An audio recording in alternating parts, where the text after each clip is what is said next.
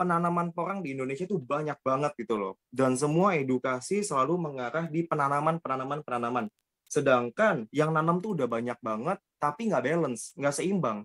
Yang nanamnya banyak, yang belinya segitu-segitu aja nggak dikembangin. Padahal produk porang itu kan bisa dikembangin banyak macam kan. PT Ambiko memang pelopor produk dry konyaku dan dry shirataki pertama di dunia. Dasarnya produk konyaku dan shirataki itu adalah basah. Konyaku dan shirataki sendiri itu terbuat dari umbi konjik atau umbi porang dan dikenal sebagai penyapu perut karena mengandung glukomanan. Konyaku dan shirataki sendiri itu sama. Shirataki adalah konyaku yang berbentuk mie. Sedangkan kalau untuk nasinya apa sih nasi shirataki yang lagi booming itu kan banyak yang bilang nasi shirataki, nasi shirataki. Sebenarnya itu nggak ada. Nasi shirataki itu nggak ada. Adanya nasi konyaku. Karena shirataki itu bahasa Jepang. Shira itu artinya putih, taki itu artinya air terjun. Jadi artinya air terjun putih, melambangkan konyaku noodle atau enggak mie konyaku yang bentuknya seperti air terjun putih, Bapak Ibu. Konyaku sendiri dan shirataki itu terbuatnya bukan dari tepung porang, tapi terbuatnya dari glukomanan. Dari tepung porang ini masih ada proses lagi gitu loh ya. Karena dari tepung porang itu nggak boleh dikonsumsi loh Bapak Ibu. Tepung porang tidak boleh dikonsumsi karena tepung porang itu mengandung oksalat. Jangankan dikonsumsi Bapak Ibu. Mungkin kalau Bapak Ibu di sini yang tinggal yang dari daerah, dari pertanian mungkin kita potong umbi porangnya aja dan kita pegang aja itu gatalnya luar biasa gitu loh. Kalau yang udah pernah pegang gitu ya, apalagi dimakan. Wah, itu seru banget di mulut. Banyak yang bilang produk ini adalah produk masa depan. Bapak Ibu tahu gak sebenarnya produk ini itu udah dari abad ke-6. Jadi produk konyaku dan shirataki itu adalah makanan tradisional Jepang. Dulunya abad ke-6 ini dimakan oleh para biksu-biksu di Jepang yang dimana mereka tidak boleh makan daging. Untuk yang pertama kali dimakan tuh yang bentuknya balok Bapak Ibu. Yang balok itu baru dikreasiin mereka tuh potong sendiri kecil-kecil jadi bentuknya kayak noodle, jadi bentuknya seperti apa gitu atau enggak seperti nata de coco ya Bapak Ibu. Nah, kurang lebih jadi ini produk basah. Ini produk basah dari konyaku dan shirataki seperti ini Bapak Ibu.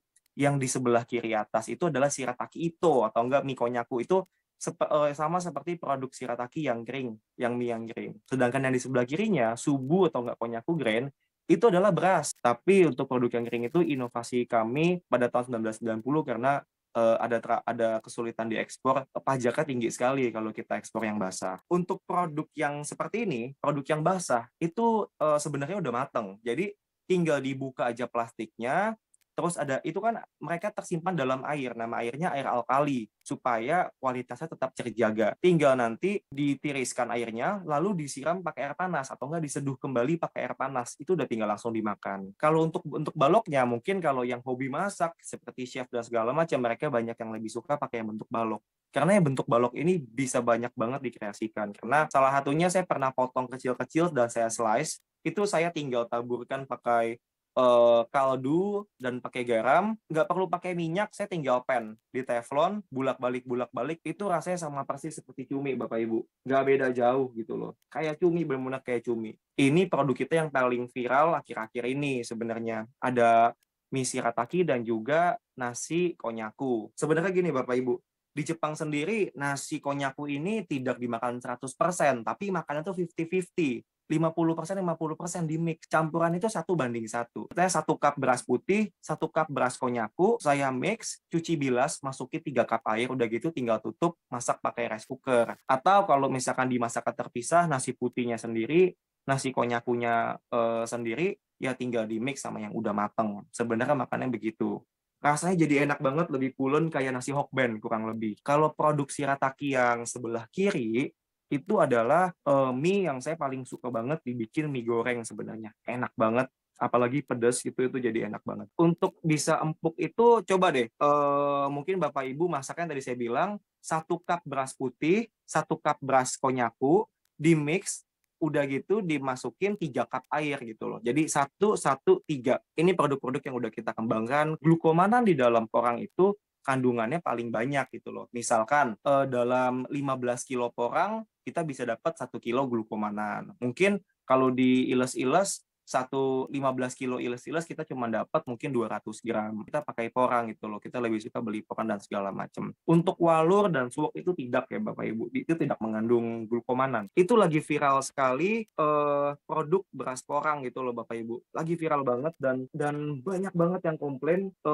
begitu mereka bawa ke laboratorium kalorinya tinggi, gulanya tinggi gitu loh Bapak Ibu. Kan saya bilang Bapak Ibu kalau misalkan mulai produk lihat dulu belakangnya mereka. Sebenarnya kalau nggak ngeliat belakangnya dulu, Bapak Ibu bisa rasakan sendiri. Sebenarnya beras porang yang udah beredar yang lagi booming-booming itu yang tinggal diseduh air itu kan saya udah mengenal itu di China sebenarnya. Itu adalah nasi instan. Tinggal disiram jadi tinggal disiram aja berasnya nanti jadi gitu loh. Itu nasi instan. Tapi bukan produk yang sehat. Tapi kalau untuk diet, untuk sehat itu saya sebagai influencer porang itu saya tidak menganjurkan karena itu bukan produk sehat. Kalorinya tinggi, gulanya tinggi karena mengandung tepung berasnya juga tinggi. Porang beda ya sama iles-iles. Ini merupakan umbi yang kaya dengan glukomanan. Nah, glukomanan itu sendiri apa sih sebetulnya? Nah, glukomanan adalah polisakarida non-pati ya yang larut di air. Jadi termasuk serat ya yang dikenal dengan serat pangan yang larut air. Ya, serat pangan yang larut air dan serat pangan yang tidak larut air. Nah, kalau glukomanan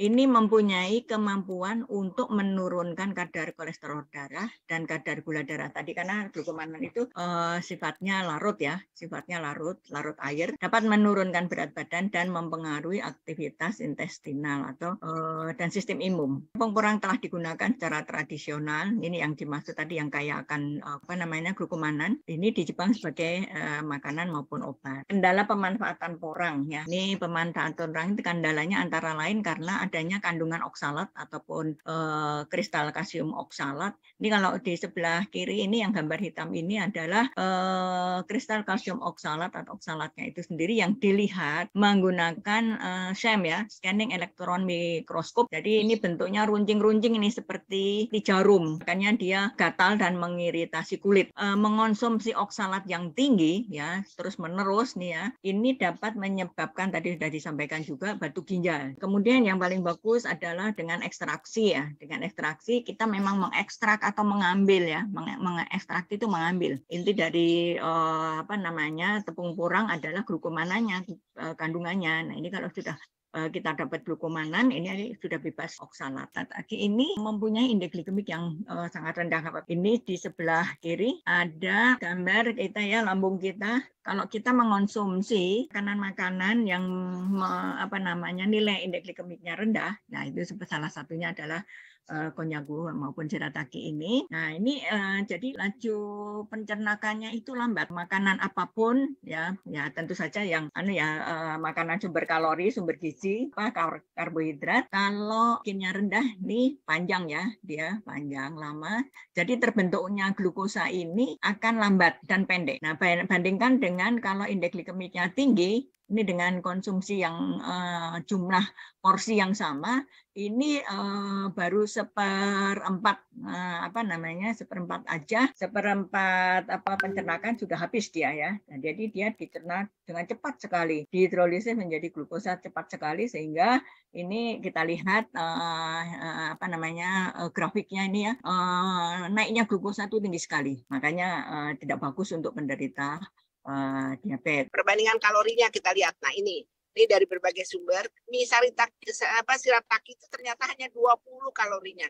Bahkan lemaknya itu 0. Bayangkan, mari kita makan. Yang pertama, manfaatnya itu adalah bagaimana kadar glukosa darah pasien yang khususnya punya diabetes mellitus ini, tipenya tipe 2.